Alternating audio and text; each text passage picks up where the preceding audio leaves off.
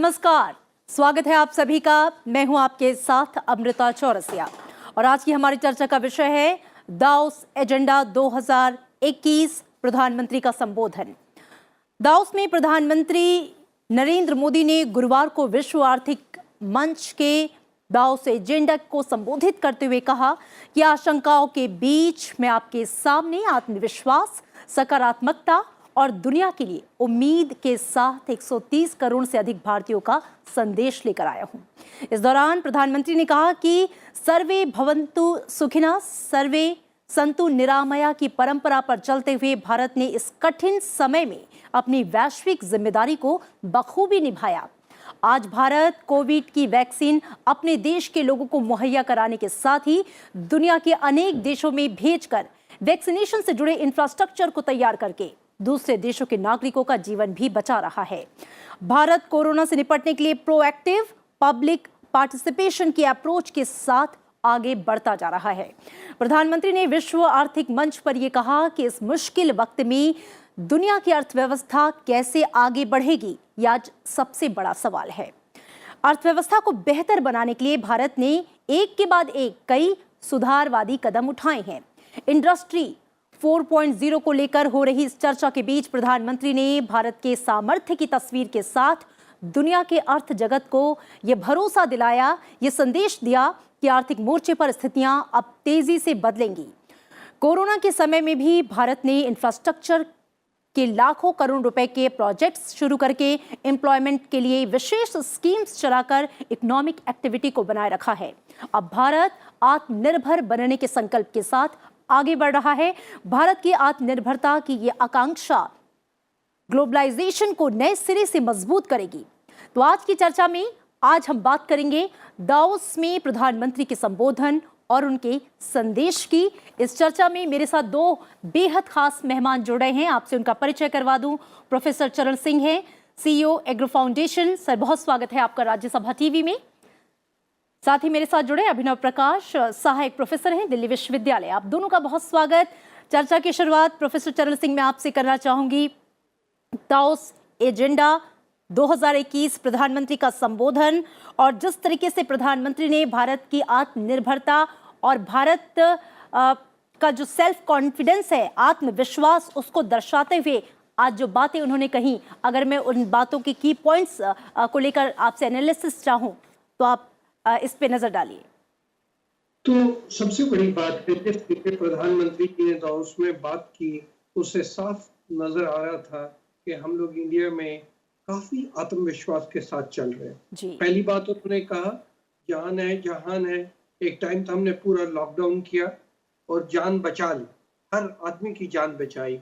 और अगर आप दुनिया में देखें तो कहाँ मार्च अप्रैल में लोग कह रहे थे इस महामारी के साथ दिल्ली में और बंबई में और पूरे भारत देश में बहुत ज्यादा मोर्टालिटी रेट हो जाएगा। और देखिए क्या हुआ, किस तरीके सब संभाल लिया, तो जान बचा ली। तो अभी अर्थव्यवस्था की तरफ हम लोग आगे बढ़ रहे हैं, दौड़ रहे हैं। ठीक है, जब हम लोग का पूरा लॉकडाउन था, ग्रोथ थोड़ी नीचे थी। उसके बाद जिस तरीके हम ग्रोथ के ऊपर चल रहे हैं, वो भी दुनिया में सबसे फास्टेस्ट ग्रोइंग चल रहा है। फिर उन्होंने ये भी कहा, और जो मैं बिल्कुल सहमत हूँ, कि देखिए कुछ ही दिनों में हमने 2.3 मिलियन हेल्थ केयर वर्कर्स को वैक्सीनेट कर दिया है और अगले 2 महीनों में हम 300 मिलियन लोगों को वैक्सीनेट कर देंगे। यही नहीं, अपने देश में तो हमने 2 वैक्सीन बना ही लिए हैं और बनने वाले हैं। हमने 150 देशों में दवाइयां भी दी हैं इस दौरान, ये पूरे लॉकडाउन के दौरान और कोविड के टाइम। और हम आगे भी कोविड की जो वैक्सीन है वो भी अपने अड़ोस पड़ोस देशों में दे रहे हैं। तो जिस तरीके प्रधानमंत्री जी ने कहा कि ये देश में इतना अवसर है, डेमोक्रेसी है, बिजनेस फ्रेंडली है, बहुत बड़ी मार्केट है, जहां हमने जान बचा ली है, अब हम अर्थशास्त्र की तरफ जा रहे हैं और पूरे जोर शोर से आगे बढ़ रहे हैं। उसके बाद जिस तरीके उन्होंने पूरा वेरवा दिया कि इंडस्ट्री क्या कर रही है, स्ट्रीट वेंडर्स के लिए हम क्या कर रहे हैं, MSMEs के लिए क्या कर रहे हैं, और जो इंडस्ट्री मैग्नेट्स वहां बैठे हुए थे, दुनिया के सबसे बड़े मैग्नेट्स, उन सबसे जिस तरीके बात की, तो यही लग रहा था कि प्रधानमंत्री जी को पूरा विश्वास है कि हमने जो $5 ट्रिलियन इकोनॉमी का सपना लिया है, उसको थोड़ा सा जरूर लगा है, पर हम बड़ी तेजी से उस साइड में जा रहे हैं। जी, बिल्कुल। और आपकी बातों को लेकर मैं अभिनव प्रकाश आपके पास आना चाहूँगी।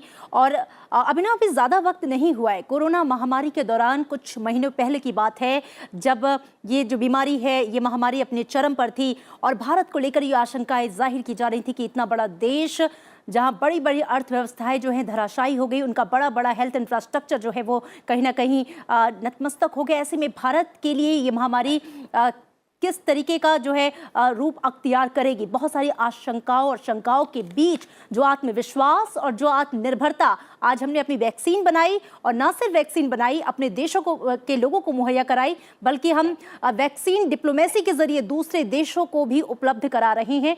वहां के लोगों के लिए भी इस बीमारी से लड़ने के लिए कहीं ना कहीं भारत एक प्रेरणा बना है। कैसे देखते हैं आप?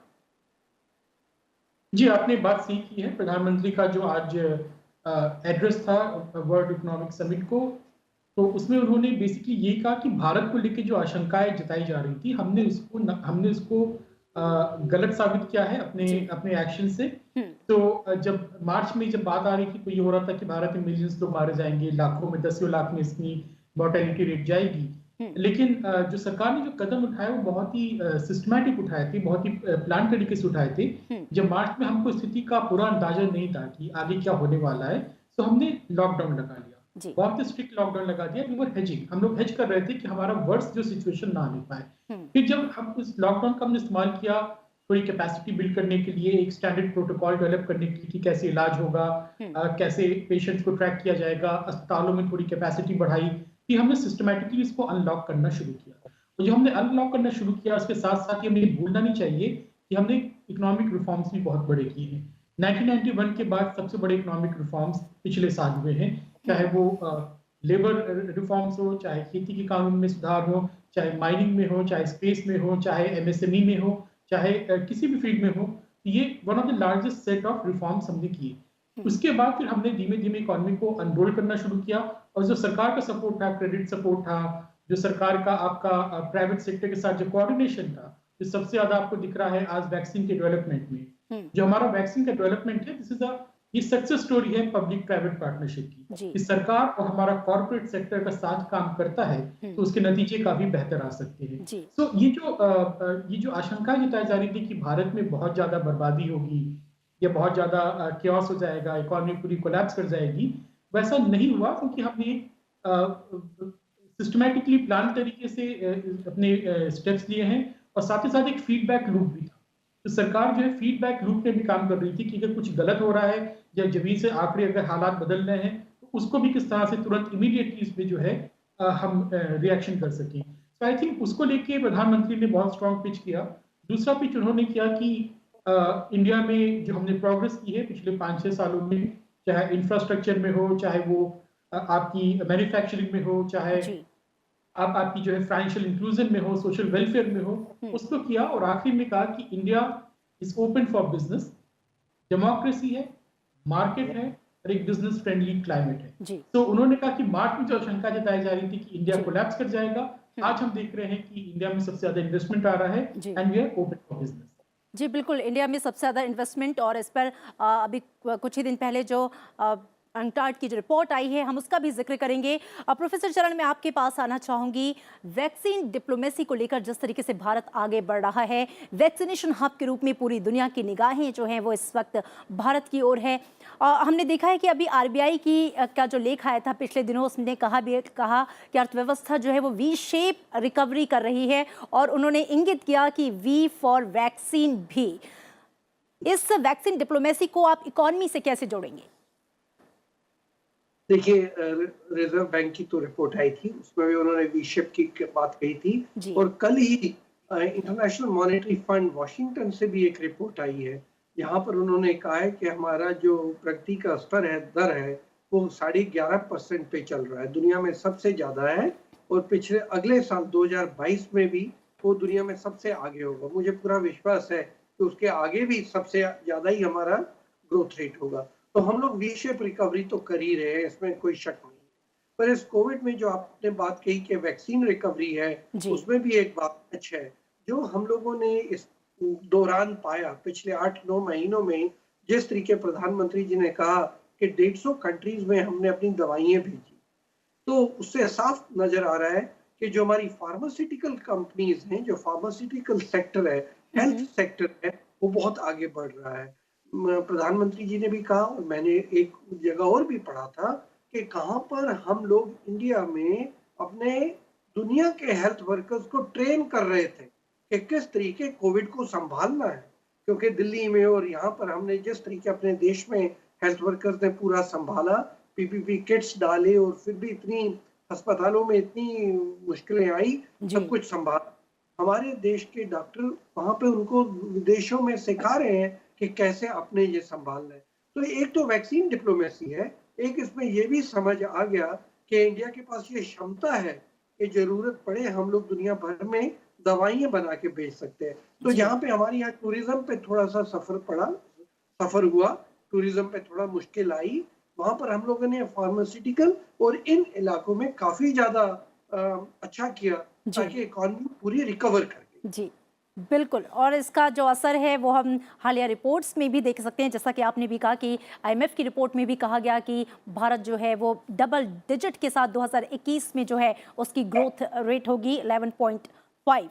अभिनव प्रकाश, आपने थोड़ी देर पहले फॉरेन इन्वेस्टमेंट की बात की थी, विदेशी निवेश। अंकटाड की भी जो रिपोर्ट आई 2020 में, हमने देखा जो विश्व की सबसे बड़ी अर्थव्यवस्थाएं थी वहां पर निवेश जो है वो कहीं ना कहीं धरातल पर चला गया, बहुत ज्यादा डिप कर गया, लेकिन भारत में 13% की ग्रोथ जो है वो दर्ज की गई। भारतीय बाजार में जो विश्वास है उस पर भरोसा रखा इन्वेस्टर्स ने, वो कौन कौन से कीज मैं कह लूं या इंपॉर्टेंट चीजें कह लूं जिसके तहत ये विश्वास कायम रहा?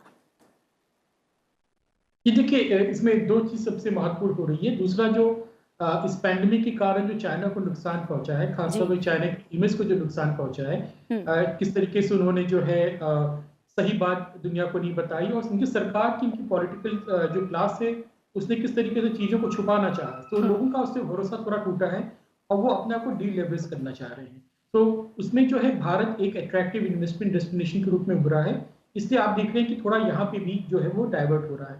हालांकि पूरा उतना नहीं हो रहा है जितना होना चाहिए, क्योंकि अभी भी जी। बहुत इन्वेस्टमेंट वियतनाम या थाईलैंड वगैरह में जा रहा है, तो हमें और मेहनत करने की आवश्यकता है। जी। दूसरा है कि भारत में ये जो पॉलिटिकल कॉन्फिडेंस है, कि जो सरकार की स्टेबिलिटी पे, सरकार की पॉलिसीज पे एक कॉन्फिडेंस है, यहाँ पे इन्वेस्टमेंट ज्यादा आ रहा है। जी। जैसा हमने देखा कि दुनिया में हर जगह कोलैप्स किया है, सिर्फ चाइना और इंडिया पे ही इंक्रीज किया है। चाइना में करीब 3 से 4%, हम्म। और इंडिया में करीब आपने बताया 13% इंक्रीज हम्म। किया है। और ये मैक्सिमम आपका जा रहा है टेलीकम्युनिकेशन, डिजिटल, इसमें ये जा रहा है, आपके सर्विस सेक्टर में जा रहा है, ये जी। आपका कंस्ट्रक्शन में भी जा रहा है। तो हमने देखा किस तरीके से इंडिया, क्योंकि काफी बड़ा मार्केट बन के उभरा है टेक्नोलॉजी के मामले में, डिजिटल कम्युनिकेशन के मामले में, तो ये काफी एफडीआई को अट्रैक्ट इसमें हो रहा है।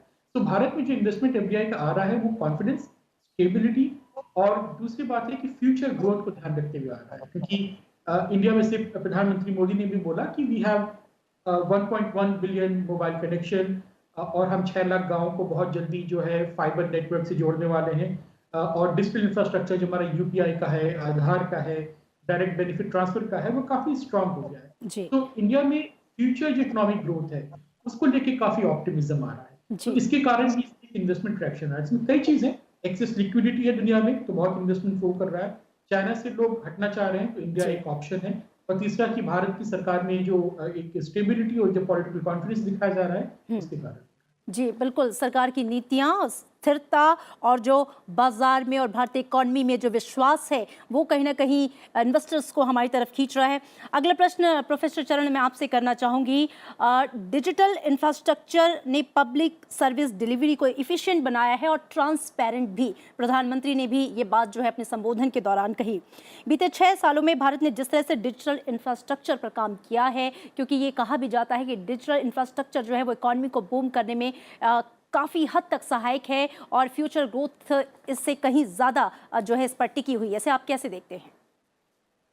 एक बात मैं कहनी चाहूंगा कि भारत में 2-3 चीजें ऐसी हैं जो विदेश से सीधी पूंजी अंदर भागी आती है। जी। पूरी दुनिया में अगर आप देखें तो रिजर्व बैंक एक बहुत अच्छा रेगुलेटर है। हम्म। हमारी जो कमर्शियल बैंक्स हैं वो बहुत अच्छे हैं। हम्म। सेबी एक बहुत अच्छी रेगुलेटर है और हमारी जो स्टॉक मार्केट है वो भी बहुत अच्छी है।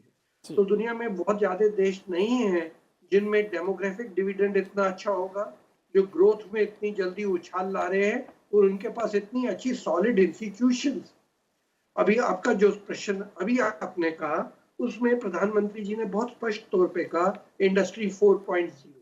इंडस्ट्री 4.0 का साफ मतलब है कि हम लोग ऑटोमेशन में विश्वास करते हैं, डिजिटल इंडिया हो रहा है, आर्टिफिशियल इंटेलिजेंस हो रही है और बिग डेटा हो रहा है। और बिग डेटा इस सब को हम लोग इस तरीके इस्तेमाल करेंगे कि देश की प्रगति हो। तो प्रधानमंत्री ने उस पर काफी जोर डाला, बिग डेटा भी होगा और हम उस पर प्राइवेसी भी करेंगे। तो जिस तरीके से अभी प्रोफेसर प्रकाश ने कहा कि हम लोगों ने सोचा 6 लाख विलेजेस को हम लोग ऑप्टिक फाइबर के साथ जोड़ देंगे। तो अब इतना इमेजिन करिए कि ऑलरेडी देश में 750 मिलियन इंटरनेट कनेक्शन है, 1.1 बिलियन सेलफोन है और अगर फाइबर ऑप्टिक से पूरा देश जुड़ गया तो देश में शक्ति कितनी आ जाएगी, आप इसका अंदाजा लगाइए।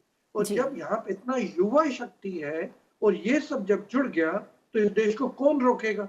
इतने कोविड महामारी के अंदर भी आप हैरान होंगे कि हम लोग एक्सपोर्ट कर पा रहे थे। इंजीनियरिंग गुड्स का भी 10% से एक्सपोर्ट हो रहा था, 4 व्हीलर्स का भी हो रहा था, 2 व्हीलर्स का भी एक्सपोर्ट हो रहा था।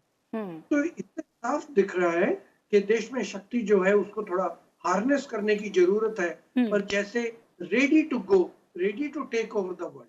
अब आज की जो प्रधानमंत्री जी वहां बोले उसमें 2-3 चीजों पे आप देखिए बहुत ध्यान से। उन्होंने साफ कहा कि ठीक है, चाइना से आपका मन अभी थोड़ा भरा हुआ है, मुश्किल हुई है।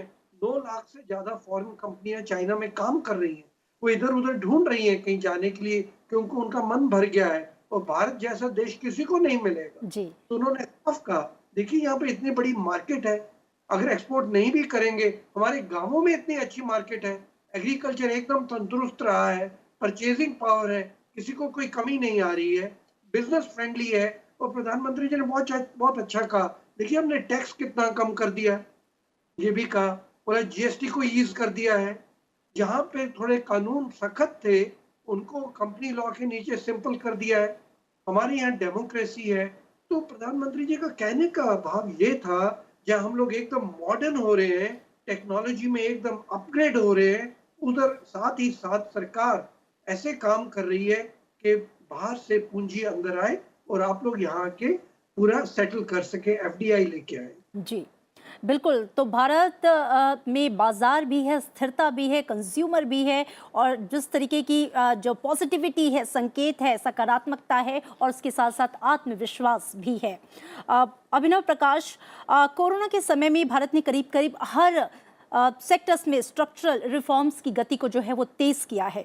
इन रिफॉर्म्स को प्रोडक्शन लिंक्ड इंसेंटिव से सपोर्ट किया जा रहा है। ये जो पीएलआई है, इसको लेकर मैं आपसे समझना चाहूंगी किस तरीके से ये सपोर्ट कर रहा है इन रिफॉर्म्स को। प्रधानमंत्री जी ने जो संबोधन किया उसमें उन्होंने 2 बात पे फोकस किया कि एक तो हमारा फोकस है ईज ऑफ लिविंग और एक है हमारा ease of business. Ease of business के बारे में प्रोफेसर चरण अभी बता रहे थे, लेकिन जो पीएलआई स्कीम है इसमें बहुत इन्होंने फोकस किया है। मोदी जी ने बार बार बोला है कि हमें मैन्युफैक्चरिंग पे बहुत एम्फेसिस है, चाहे वो एमएसएमई पे हो, हमारा आप इंडस्ट्री 4.0 पे हो, स्किल अपग्रेडेशन पे हो, डिजिटल मार्केटिंग पे हो, 3D प्रिंटिंग पे हो और उसके साथ साथ इसको इंसेंटिवाइज करने के लिए जो हमारी पीएलआई स्कीम चल रही है जिसमें हम प्रोडक्शन लिंक इंसेंटिव देते हैं कि आपकी प्रोडक्शन वैल्यू का 5% तक का आपको जो है एक इंसेंटिव मिलता है प्रोड्यूस करने का। और उसके लिए $26 बिलियन की स्कीम है और अगले 2 से 3 साल में करीब 500 से ज्यादा बिलियन डॉलर प्रोडक्शन होने की इसमें संभावना है। तो इसके सक्सेस रेट में देखिए मोबाइल मैन्युफैक्चरिंग में भारत में जो हमारे असेंबली लाइंस मोबाइल की काफी हद तक भारत में शिफ्ट हुई है। इस तरीके से हमने अभी नए सेक्टर्स उसमें इंक्लूड किया, इसमें सोलर पावर हो गया, आपका व्हाइट गुड्स हो गए, आपके स्टील भी मेरे ख्याल से उसमें है, केमिकल्स है, फार्मास्यूटिकल्स है। तो इसमें आने वाले समय में काफी हम इंसेंटिव देख सकते हैं और इसमें हम उम्मीद कर सकते हैं कि मैन्युफैक्चरिंग काफी बढ़ेगा, क्योंकि मोबाइल की हमारी जो सक्सेस स्टोरी है हम उसको होप कर सकते हैं इसको रेप्लिकेट करने पे। लेकिन पीएम मोदी ने एक बात और भी बोली है कि हम लॉजिस्टिक्स और इंफ्रास्ट्रक्चर पे भी काफी ध्यान दे रहे हैं।